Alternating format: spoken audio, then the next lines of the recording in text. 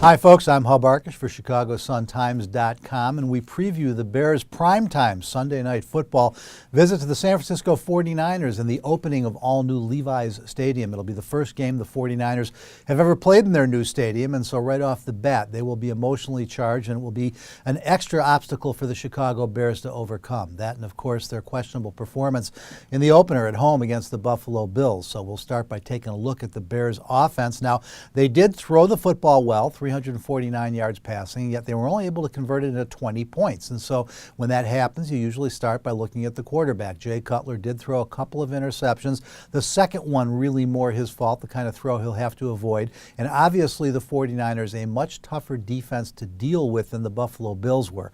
One of the things that the Bears may be looking at is that the 49ers have rebuilt their secondary. They've got starting corners Tremaine Brock and Chris Culliver now, and Brock is actually a little banged up. Those are matchups where the Bears will have Brandon Marshall and Alshon Jeffrey, if his hamstring allows him to go, and maybe have a little bit of an advantage. Antoine Bethea, the perennial Pro Bowl safety, is a free agent signing by the San Francisco 49ers. He will draw the assignment of that Bears third wideout, possibly Matt Forte or Martellus Bennett. Where the Bears will struggle with this matchup is that the 49ers, even with the injury to Navarro Bowman and the suspension of Aldon Smith, have one of the better groups of linebackers in the NFL, and they get a great push up front, particularly from Justin Smith, their aging but still extremely productive veteran.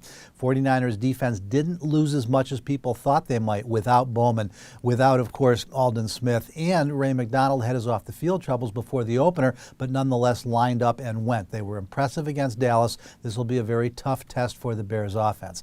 Where the Bears really have to worry is on the other side of the football, where their defense was not improved over last year, at least in the opener versus Buffalo, and if they thought the ground game Buffalo showed them was tough this week, they've got to deal with Frank Gore, with Carlos Hyde, and of course Colin Kaepernick when they go read option.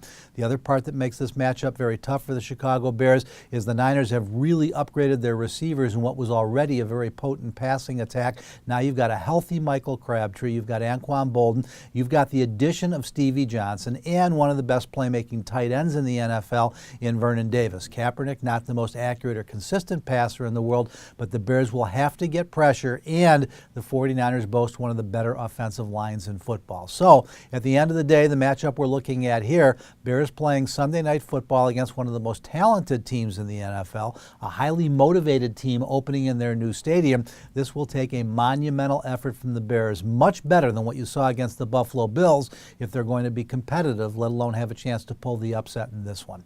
For all the best in sports, you want to stay right where you are at ChicagoSunTimes.com, 24 hours a day, 7 days a week.